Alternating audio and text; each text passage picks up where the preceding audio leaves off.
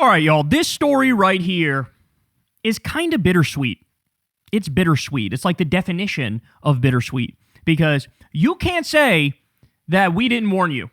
You can't say that there weren't a lot of people sounding the alarm, screaming through a bullhorn like, hey, dog, let's not fuck around.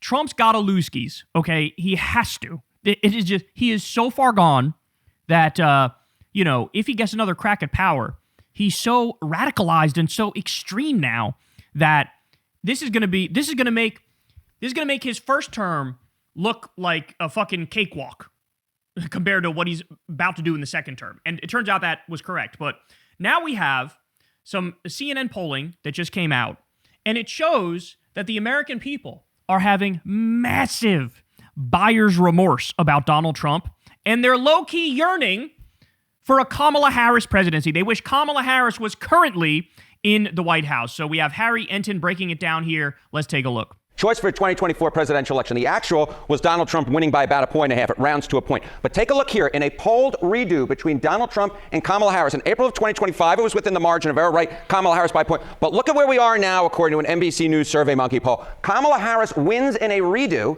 asking folks, essentially, if you could redo the 2024 election, how would you vote? She wins it by, get this, 8 points, a massive shift from what we saw back in November of 2024 when Donald Trump won by a point. And I will note that this sample was weighted to the 2024 result in which Donald Trump won by a point, but yet Kamala Harris in this weighted sample, get this, she wins by 8 amongst the sample that voted for Trump by 1. So now, meanwhile, let me break that down a little further for you. That means they are massively, massively underestimating what the actual number is right now.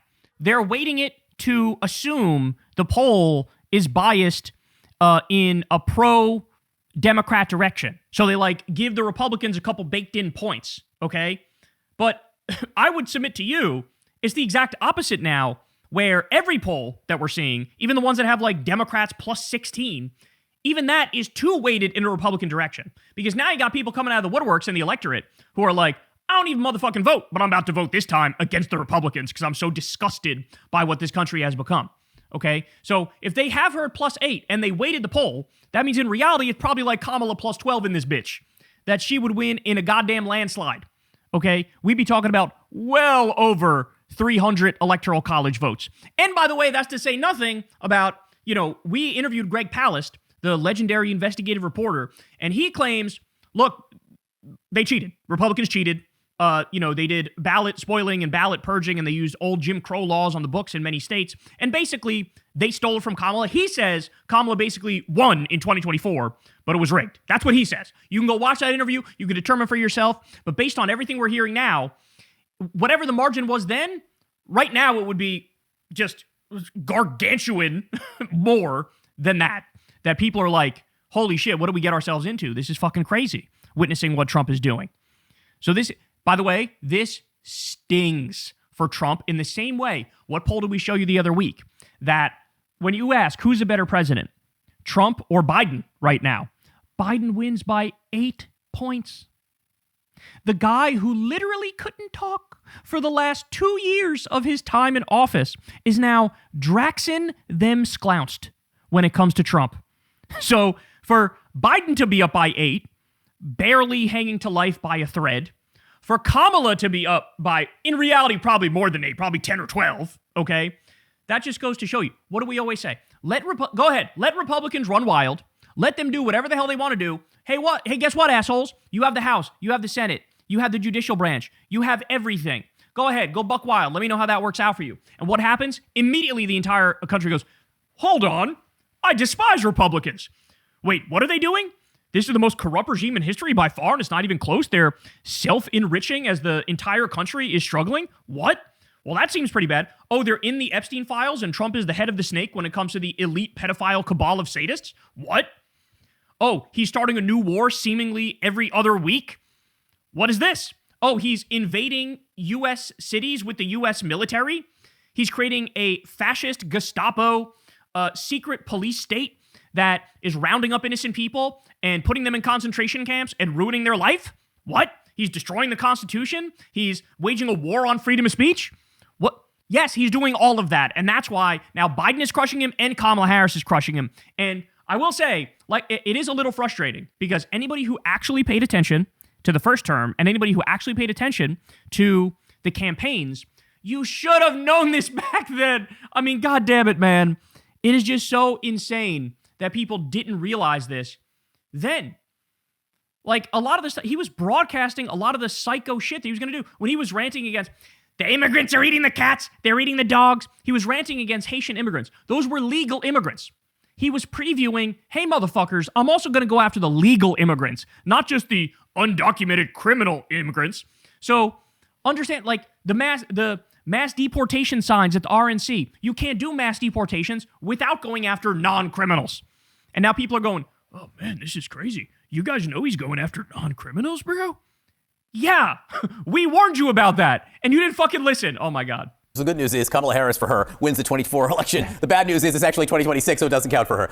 What about, though, the 2026 midterms when we're talking about Trump voters and then also Harris voters? Okay, so you see this, and as John was laughing about, the fact is the 2024 election is good, gone, goodbye. But it has a massive impact, this voter sentiment, on what may happen later this year. Why do I say that? Because let's take a look at the vote for Congress, and this is very important, all right? 2024 Harris voters, they vote for the Democrats on average by, get this, 89 points. The Trump voters mostly stick by the Republicans, but by a significantly smaller margin, by 83 points. This means that the Democratic base that voted for Kamala Harris is sticking with those congressional Democratic candidates to a much greater degree than those Trump voters are sticking with the Republican candidates for Congress. And that is why what you're seeing on that generic congressional ballot is Democrats leaping ahead by this point by about 5 points, because at least at this point, the Trump voters are not sticking by the Republicans as much as the Harris voters are sticking by the Democrats. Yeah. So understand something, guys. The civil war going on in the Republican base is much more severe and much more pronounced than whatever's happening on the Democratic side, okay? On the Democratic side, yes, there are disagreements among base voters, right? However, I think the general rule of thumb at the moment is that if you're a Democratic base voter, you want our Tea Party. You want the furthest left option. You want the best anti-MAGA option to end up winning. But even in a scenario where, for whatever reason, a centrist happens to get through the primary, in that scenario, I still think all the Democrats are going to go, you know what? I don't give a fuck. We have to defeat the Republicans. They are demonic. They are satanic. Look at what they're doing to this country. They're literally protecting a pedophile cabal of rapists and sadists. This has got to end, right? So, and that's what these numbers show. They show that, like, the Democratic base is much more unified than the Republican base right now. These numbers may not look that different, but this 5 points, which is roughly what that is, that really could be hugely important come November. This is people who did vote in 2024. What about those perhaps who did not? Okay, so part of the equation, right, is that the Harris voters are really sticking with those Democratic candidates more so than the Trump voters are sticking with the Republican candidates. But it's more than that. It's also people coming off of the sideline. Okay, voters' choice for election for the 2026 congressional elections. If they didn't vote in 2024, look at this. Democrats are winning that vote by a significant margin, by 16 percentage points. So you add onto that the Harris voters sticking with the Democratic candidates, all of a sudden you see, hey, this is the way that Democrats are going to get back their congressional majority. And more than that, I will note that in 2024, of course, the Trump voters, or the people who voted for Trump, he actually won a larger share of those non-2020 voters. So it's not just what we're seeing here, historically speaking, that, hey, non-voters vote Democrats. That was not the case in 2024. And when you put it all together, Mr. Berman, you put all of this together, what do we get? It's not just the House, it's the Senate as well. Democrats' chance to win the Senate a year ago was 19% according to Kalshi, 30% 6 months ago. And now Democrats have a 40% chance of taking back the U.S. Senate. Look, I'm going to be honest with you guys. The only chance the Republicans have is if they cheat. And that's why they're planning on cheating. Quite literally. That's what they're doing. That's what the SAVE Act is about. Trump is now talking about doing executive orders to try to rig the election. We'll talk about that either later today or tomorrow. This is the reality, is they know there's no way out, so we need to come up with all these dirty tricks. We need to, like, send ICE to the polling places and intimidate voters. We need to do more ballot spoiling and ballot purging. We need to, use AI to crack down on fraudulent voters, and that ends up just kicking legal voters off the rolls. This is the goal. This is the goal. And so they know we got no chance unless we do that, so they're stopping at nothing. They're pulling out all the stops in order to try to weasel their way into losing by less, let's say. All right, but we also have another one here. Listen specifically to the language here used by Harry Enton, because it is super telling. Happy Washington's birthday observed today. That's what it is in the state of New York. I'm a New Yorker through and through. Let's take a look at another president, though. President Donald John Trump. Look at this. I got 4 numbers across for you on this screen here. They are all second-term lows for the given pollster. What are we talking about? AP New York, 26 points below water. NBC, 22 points below water. Yahoo, YouGov, 20 points below water. Quinnipiac, 19 points below water. So we're ranging from negative 19 points all the way to negative 26 points. You know, Kate, there's this question that folks keep asking, you know, where is the floor for Donald Trump? And I'm not sure there is a floor, because if there is one, Donald Trump, at least in term number 2, has just fallen through it to another low level. Quote, I'm not sure there is a floor. Did you guys see that Gallup decided they're going to stop tracking presidential approval rating? Did you guys see that? And they had some, like, you know, nonsense, highfalutin explanation or whatever. I think the real reason why Gallup is doing that is because they continued doing the favorability tracking for the president, and they had a poll that was going to be, and I'm not kidding, 28%, 29%. And so they realized, holy fucking shit, if we release this poll, Trump is going to crash out, and Trump is going to audit us, he's going to criminally investigate us, he's going to sue us, he's going to make our lives a living hell, because he already sued Ann Selzer, the Iowa pollster. Okay? And dragged her through court, cost a tremendous amount of money. She, of course, ended up winning because Trump's just basically waging a war on the Constitution and the First Amendment at this point. But nobody wants to go through that. So my guess is Gallup did a poll. Trump is at like 28% or 29%. And they decided, hey, turns out we're going in a new direction. No more presidential polling because we don't want to get sued and we don't want to get locked up and we don't want to be in CCOT and we don't want to get tortured and we don't want to get raped. Huh? That's my guess, is they had a 28 or 29%er in that bitch. And they decided, all right, dog, I think it's time to exit stage left. We can't be doing this because now we're rolling the dice with our lives by telling the truth about how low this cretin is. And again, it sort of drives me crazy. It is very bittersweet that people now are going, oh, obviously Kamala's better. Bro. And by the way, let's also remember literally everything they said about her at the time, like the conventional wisdom about her campaign, literally all of it was dead wrong. So one of the things you hear from a lot of people is, oh, her campaign was too woke, and that's why she lost. It was too woke of a campaign. Really? Kamala Harris didn't mention race. She didn't mention gender. She didn't mention trans people. She didn't mention pronouns. She didn't say Latinx. It never mentioned cancel culture or political correctness. She repeatedly stressed that she would represent all Americans. She literally ran to the right on the issue of the border. She talked about owning a gun. She ran on things like freedom and patriotism. Remember the DNC, where they were like reclaiming patriotism at the DNC? And then beyond that, she ran on some genuinely good things like $6,000 child tax credit and a ban on price gouging when you buy groceries and reducing medical debt. She picked Tim Walz as VP, who was one of the most progressive governors in the country. And at the time, he was on a motherfucking winning streak. He delivered 12 weeks paid family leave and 12 weeks paid sick leave and free school lunch and free school breakfast in Minnesota, okay?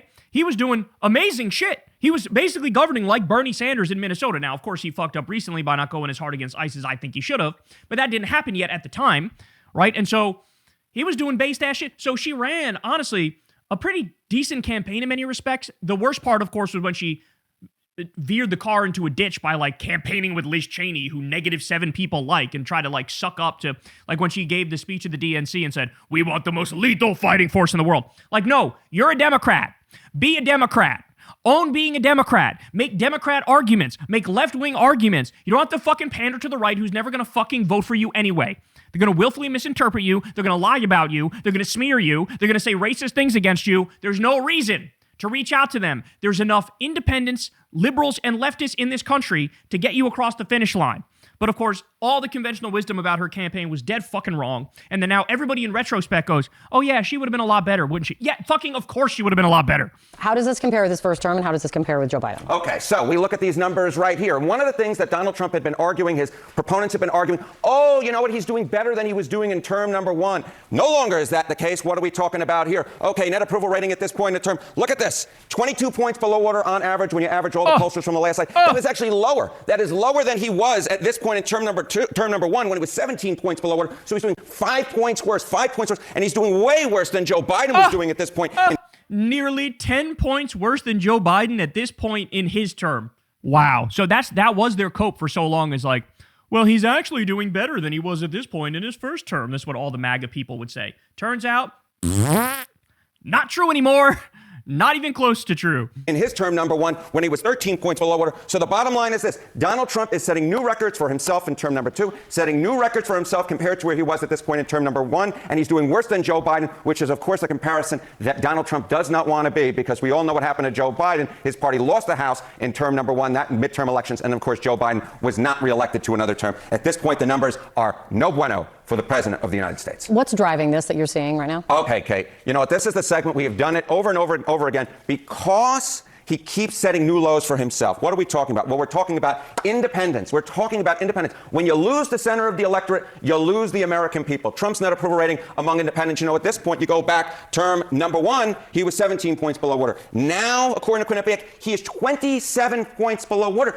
I don't understand how this works out well for the President of the United States. When you are 27 points below water, underwater, with the center of the electorate, with independents, you lose, your party loses. You know, I've made the comparisons before, you know, oh, he's more underwater than Greg Louganis. I've made the comparisons with all those different divers. And the bottom line is this, you can continue to make those, but over time, when you keep making those same comparisons, they run a little bit old. But at this point, I don't really know who to even compare Donald Trump to, because he's just so low, and he's so low with the center of the electorate. And by the way, his brilliant idea to try to make those numbers go back up, a massive war with Iran. And I'm not kidding. You can go back. There's a bunch of tweets that Trump made during Obama's term that are up, where he says, looks like Obama's poll numbers aren't doing so well. Watch out. He's going to attack Iran. He's probably going to attack Iran to make his poll numbers go back up. Because that's how much of a simpleton he is. He just thinks war equals popular. War equals rally around the flag. Good for the president. Like, no, you idiot. Yes, that was the case for George W. Bush, but that's because we were attacked on 9/11, and then they did 2 fucking years straight of propaganda saying Saddam was responsible for that, and we need to attack him because he's going to attack us, right? And so for that, there was a rally around the flag. There was no fucking rally around the motherfucking flag for any of Trump's warmongering instances. Same here. Like, if there's going to be, I'm sorry, it's not going to happen. MAGA will. MAGA rallied around the flag. The first time Trump bombed Iran, it went from like 50% of MAGA supporting bombing Iran all the way up to 95% among MAGA Republicans like that. But in the broader country, it was fucking unpopular. So now you got the Epstein files coming out and Trump looks fucking horrible. A new corruption scandal every other day coming out where him and his whole family should be in prison for all this self-dealing that they're doing. And your brilliant idea is I'll attack Iran and my polls will go up. They're going to go down more. They're going to go down more, dog, more. And then you just wait. At some point, the rug is going to be pulled out from underneath this economy. The house of cards is going to come crumbling down, okay? And at that point, it might actually set motherfucking records, bro. I mean, I'm old enough to remember the Dick Cheney, like 25% approval rating, George W. Bush in the 20s at the end of his time in office. If Trump is already at 38% on average, bro, he might actually eclipse George W. Bush and Dick Cheney. He might actually eclipse. He might actually hit a 25 banger. He might actually hit a 25 banger. Holy shit. These are some jack nasty ass numbers, bro. Jack nasty. And he doesn't know what to do to fix it. And that's what happens when you have no real ideological core, right? All Trump cares about is narcissism and corruption and self-aggrandizement. That's all he cares about. And then his default instincts with that it's just fascism. It's fascism, it's imperialism.